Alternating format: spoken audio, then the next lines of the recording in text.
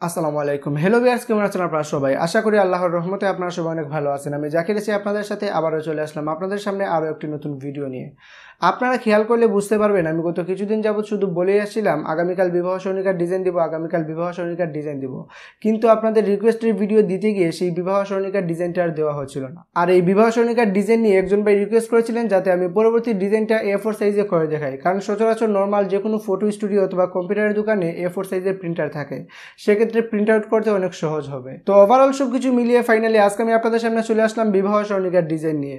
এই ডিজাইনটির ফুল টিউটোরিয়াল আমি আপনাদেরকে দেখাবো না, ডিজাইনটি অলরেডি আমার কাছে তৈরি করা আছে, জাস্ট আমি আপনাদের সাথে প্রজেক্ট ফাইলটা শেয়ার করব।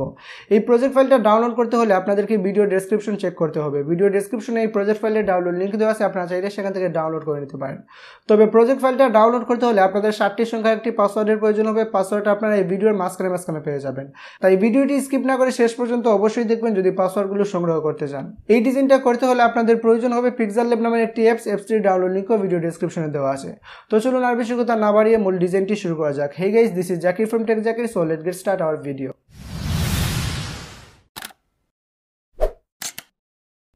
প্রথমে আপনারা এই ভিডিও ডেসক্রিপশন থেকে পিএলপি ফাইলটা ডাউনলোড করে নেবেন। পিএলপি ফাইলটা ডাউনলোড করার পর পিক্সেল ল্যাব অ্যাপসটা ওপেন করবেন। ওপেন করার পর কিছুটা এরকম ইন্টারফেস দেখতে পাবেন।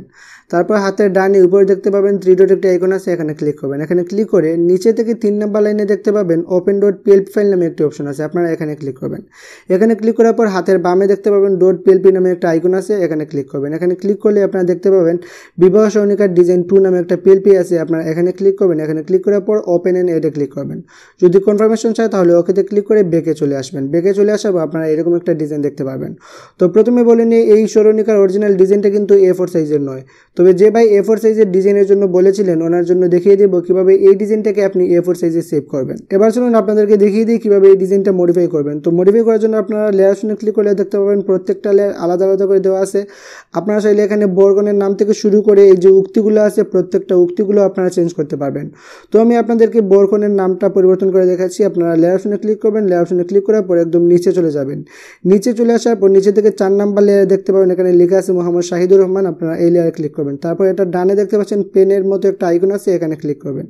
এখানে ক্লিক করে আবার পেন আইকনে ক্লিক করবেন। তারপর এখান থেকে আপনারা এই নামটা মুছে দিয়ে আপনাদের বোনের নামটা লিখে দিবেন। আমি আপাতত দিলাম মোহাম্মদ রাসেল আহমেদ, তারপর ওকে।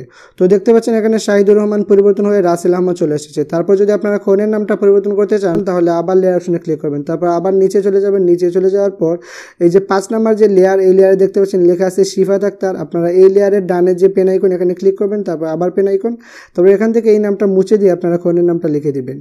আমি আপাতত লিখলাম তানহা জান্নাত, তারপর ওকে।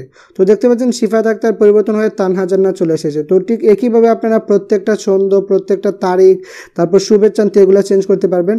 তো আমি শুভেচ্ছান্তে এটাও চেঞ্জ করে দেখাচ্ছি।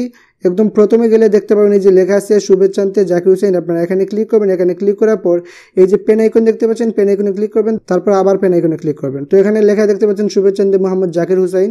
তো আপনারা এই জাকির হুসাইনটা কেটে দিয়ে অন্য কোনো নাম লিখতে পারেন, আমি অন্য একটা নাম লিখে দিচ্ছি। আমি আপাতত দিলাম শামসুল ইসলাম, তারপর ওকে।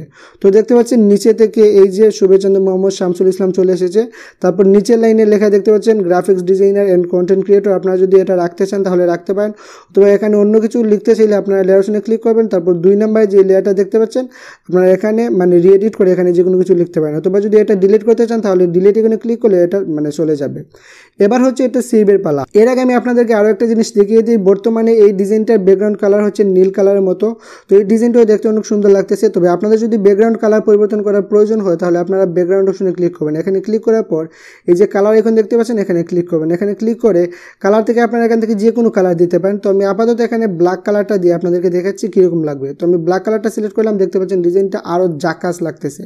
তো আপনারা চাইলে ব্ল্যাক কালার থেকে একটু হোয়াইটই করতে পারেন। সাপোজ এই কালারটা যদি দেন তাহলে আরও ভালো লাগবে, অথবা ফুললি ব্ল্যাক যদি রাখেন তাহলে অসাম লাগবে। আমার ফুললি ব্ল্যাক অনেক সুন্দর লাগে।